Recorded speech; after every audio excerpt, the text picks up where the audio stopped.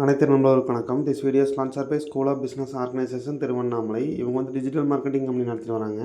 இந்த கம்பெனியில் part time job வேலை செய்ய விருப்பம் இருக்கிறவங்க ஸ்க்ரீனில் தெரிய வாட்ஸ்அப் நம்பருக்கு வாட்ஸ்அப் பண்ணுங்கள்.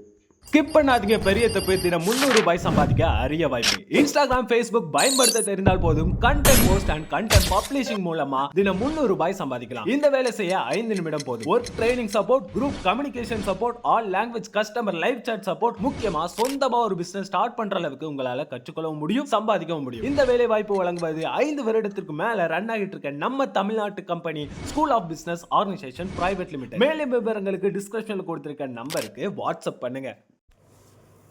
இப்போ நீங்கள் இந்த வீடியோவில் பார்த்துட்டு இருக்கிறது பார்த்தீங்கன்னா டர்பைன் வந்து நீங்கள் எப்படி யூஸ் ஆகுதுன்னு பார்த்துருப்பீங்க. இப்போ டர்பைன் எப்படி வந்து ஒர்க் அவுட் பண்ணணும், டர்பைனுக்கு எப்படி செட்டிங்ஸ் போடணும், அதாவது டர்பைனுக்கு முன்னாடி பாய்லர்லேருந்து வர்ற இன்புட்டை எப்படி டர்பைனுக்குள்ளே கொடுத்தோம், அதை அவுட்புட்டை எப்படி எடுத்து அப்புறம் ப்ராசஸ்க்கு எப்படி யூஸ் பண்ணி சிம்னிக்கு எப்படி யூஸ் பண்ணி அவுட்லெட்டில் கொடுக்குறது அப்படிங்கிறத இந்த வீடியோவில் பார்க்கலாம். இது நிறைய பேர் சொல்லிக் கொடுக்க மாட்டாங்க. இந்த வீடியோஸ் வந்து நான் உங்களுக்கு சொல்லிக் கொடுக்குறேன். அதனால் முடிஞ்ச வரைக்கும் ஸ்கிப் பண்ணாமல் பார்த்துக்குங்க. இது ரொம்ப பயனுள்ள உதவியாக இருக்கும். இது இப்படி பண்ணால் மட்டும்தான் டர்பைன் வந்து எஃபிஷியன்சி நல்லா ஒர்க் ஆகும். இல்லைன்னா உங்களுக்கு வந்து டர்பைன் வந்து மாட்டி பிரயோஜனமெல்லாம் போயிடும். அதனால் வாங்க வீடியோக்குள்ளே போகலாம். இப்போ வந்து சார்கோல், அதாவது நீங்கள் கோலோ இல்லை கேஸோ ஏதோ வச்சு இங்கே பாய்லரை ரன் பண்ணுறீங்க. இது வந்து வுட்டு பாய்லரு. இது ஃபயர்வுட் பாய்லரும் எடுத்துக்கலாம். அப்புறம் அந்த மாதிரி ஏதோ ஒரு பாய்லர் நீங்கள் யூஸ் பண்ணுறீங்க. பாய்லர் ஃபஸ்ட்டு ஏதோ ஒரு பாய்லர், சரிங்களா? அதுலேருந்து நீங்கள் ஸ்டீமை வந்து வெளியே எடுக்கிறீங்க, சரிங்களா? இந்த ஸ்டீமை வந்து இங்கே இருக்குது பார்த்தீங்களா? அந்த ஸ்டீம் இந்த பாய்லர்லேருந்து எடுத்துட்டீங்க. எடுத்த ஸ்டீமை என்ன பண்ணுவீங்க, இதெல்லாம் கண்டென்சன்ட் வாட்டர், ஏதாவது தண்ணி, அது ஸ்டீமில் இருக்க தண்ணியிலே வெளியே எடுக்கிறீங்க, அது விட்டுறலாம். ஃபஸ்ட்டு வந்து இந்த ஸ்டீம் எடுத்து நேராக டர்பைனுக்குள்ளே விட்றீங்க. இதுதான் டர்பைன். டர்பைன்லேருந்து நேராக டர்பைனை ஒட்டியே காயில் இருக்கும். அந்த காயில் தான் வந்து பவர் வந்து ஸ்டோரேஜ் ஆகி அந்த மூலிமா ஜென்ரேட் ஆகி தான் உங்களுக்கு ஜென்ரேட்டருக்கு போகுது. இங்கே பார்த்தீங்களா, இந்த டர்பைன் வழியாக ஸ்டீம் கொடுக்குறீங்க. இது பிஸ்டனை சுற்ற வைக்குது. அப்புறம் வந்து இந்த காயில் சேர்ந்து சுற்றுது. அந்த காயில் மூலிமா ஜென்ரேட்டரை அந்த இது கரண்ட் வந்து நேராக இங்கே என்ன பண்ணிக்கிறீங்க, டிரான்ஸ்ஃபார்மர் கொண்டு போய் கொடுக்குறீங்க. டிரான்ஸ்ஃபார்மர், இந்த டிரான்ஸ்ஃபார்மர் ஜென்ரேட் ஆகிட்டு உங்களுக்கு ப்ராசஸுக்கும் எடுத்துக்கலாம். இல்லைன்னா நீங்கள் விற்கிறதுனால விற்றுக்கலாம். யாராச்சுக்கு கவர்மெண்ட்டுக்கு நீங்கள் விற்கிறீங்களோ இல்லை உங்கள் ப்ராசஸ்க்கு பண்ணுறீங்களோ இங்கே வந்து நீங்கள் ஒன்று டிரான்ஸ்ஃபார்மரில் கொடுத்து அங்கேருந்து நீங்கள் கம்பெனிஸ்குள்ளே யூஸ் பண்ணிக்கலாம், இல்லைனா நீங்கள் விற்றுடலாம். அப்போ அடுத்தது என்ன பண்ணுறீங்க, அந்த ஸ்டீமை அப்போ வந்து ஸ்டீம் இதுக்குள்ளே கூட ரொட்டேட் பண்ணிட்டீங்க. இங்கே பவர் ஜென்ரேட் ஆகிட்டு, ஆனால் அந்த ஸ்டோரேஜான ஸ்டீம் எப்படி ஸ்டோரேஜ் ஆகாது. இந்த ஸ்டீம் வழியாக வந்து இது டர்பைனுக்குள்ளே வந்து இது வழியாக இங்கே வரும், இந்த ஹெட்டருக்கு வரும். இந்த ஹெட்டர்லேருந்து உங்களுக்கு என்ன ஆகுங்க, உங்கள் ப்ராசஸ்க்கு தேவையான இடத்துக்கு போகும். இப்போ வந்து இங்கே சிம்னி வழியாக கொடுத்து இவங்களுக்கு சிம்னிக்கு யூஸ் பண்ணுறாங்க, அதனால் வந்து சிம்னிக்கு ஸ்டீம் கொடுக்குறாங்க.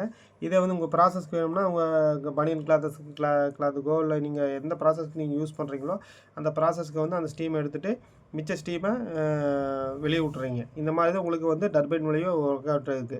இதை நீங்கள் மாற்றி கொடுத்தீங்கன்னா என்ன ஆகும்னா, இந்த நேராக பாய்லரில் கொடுக்காம இந்த மாதிரி ப்ராசஸ்க்குள்ளே யூஸ் பண்ணிவிட்டு மிச்சத்தை கொண்டு வந்து நீங்கள் கொடுத்தீங்கன்னா என்ன ஆகும்னா, இங்கே 20 கேஜில் நீங்கள் ப்ரெஷர் தள்ளுறீங்க.